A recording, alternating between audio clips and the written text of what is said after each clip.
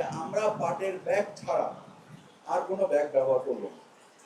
আমি আশা করি এবং আপনাদেরকে এর সাথে আমি একটু ভীতি সঞ্চার করতে চাই যে আপনারা যারা এই সরকারি আইন মানবেন না, হয়তো এটার জন্য একটা সময় দিবেন, আমরা এটাকে অ্যাভেলেবেল করার জন্য যতটুকু যৌক্তিক সময় দরকার, এই সময়ের পরে সরকার খুব কঠোর অবস্থান নিবে যে পাটের ব্যাগ ছাড়া অন্য কোনো ব্যাগ বা প্লাস্টিকের ব্যাগ কোনোভাবে গ্রহণ করা হবে না।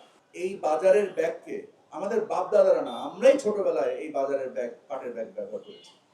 আমাদের এত দূরে যাওয়ার দরকার নেই। আমাদের নিজস্ব স্মৃতি যদি নিয়ে আসি, আমি নিজে যখন বাজারে গিয়েছি ছোটবেলাতে, আমি নিজেই বাজারের ব্যাগ ছাড়ার ব্যাগ নিয়ে গিয়েছি। কেন আজকে যাব না? পরিবেশের জন্য তো অবশ্যই, কিন্তু সবচেয়ে বড় কারণ যেটা সচিব মহোদয় বলে গেলেন, যে আমাদের সন্তানদের দিকে, চোখের চেহারার দিকে তাকিয়ে আমরা আসলে পাটের ব্যাগ ব্যবহার করি। কারণ আমাদের পরিবেশ ভালো থাকলে আমাদের সন্তানরা ভালো থাকবে।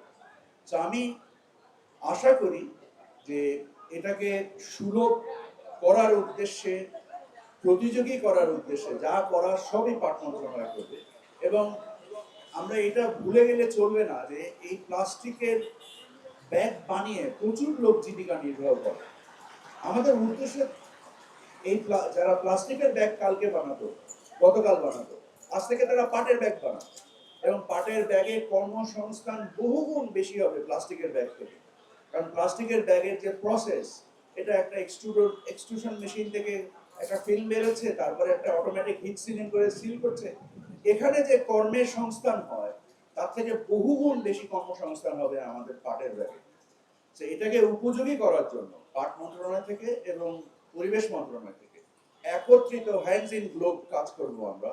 এবং আপনাদের সক্ষমতা বৃদ্ধি করার ক্ষেত্রে, আপনাদের উপযোগিতা বৃদ্ধি করার ক্ষেত্রে আমরা একত্রে কাজ করব। আপনারা যারা এখানে শিল্প উদ্যোক্তা আছেন, যারা যারা পাটের সুতো তৈরি করবেন, পাটের কাপড় তৈরি করবেন, এবং এই সুতো কাপড় দিয়ে যারা ব্যাগ তৈরি করবেন, এরকম শত শত আঞ্চলিক, স্থানীয়, ইউনিয়ন পর্যায়ে, উপজেলা পর্যায়ে এরকম হাজার হাজার প্রতিষ্ঠান গড়ে উঠুক, যার বিনিময়ে পরিবেশ রক্ষা হবে, অর্থনৈতিক সক্ষমতা বৃদ্ধি পাবে।